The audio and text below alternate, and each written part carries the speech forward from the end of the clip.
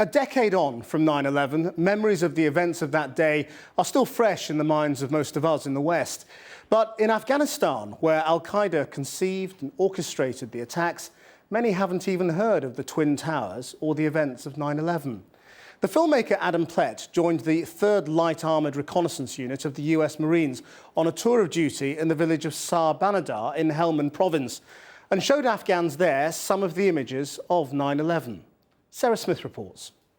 Helmand province has seen some of the heaviest combat in the Afghan war, and it's where very many British soldiers have lost their lives. A decade on, US troops still spend most of their day defusing IEDs.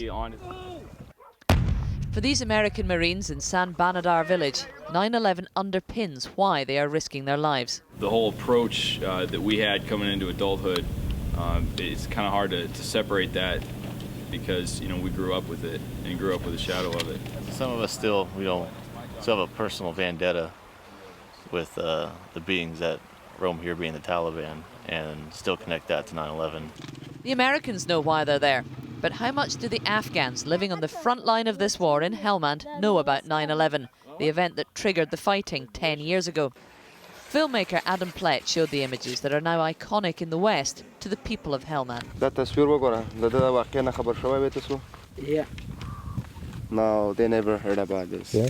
Can you show them a few more? And can you ask them, do they know where it is even? See, we're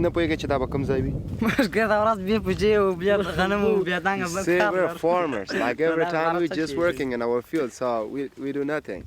We don't know about anything else about the world. We don't know, so. This is clearly a frustration for the US forces.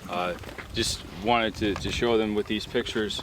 As you know, we're here for your security, but your security is tied to our security. By keeping this area safe, keeping your family safe, we keep our family safe, and that's the reason that we're here.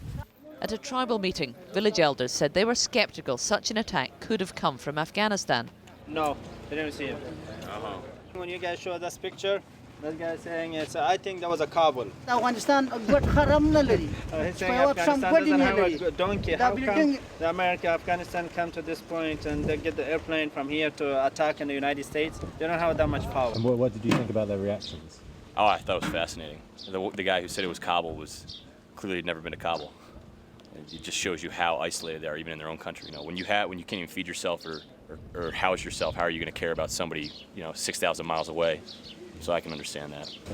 But I never thought to ask those questions of anybody here as to why we're here. Even the police and translators working for the US military struggle to identify these images.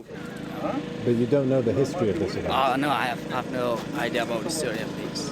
Have you ever seen these pictures before? No, I didn't. The only person who recognised the images and could connect 9/11 to the war in Afghanistan was the police district chief in Marja. He says that the Taliban, the terrorists, they attacked to the building of New York and they killed most of the people. So that was the reason American force today came in Afghanistan.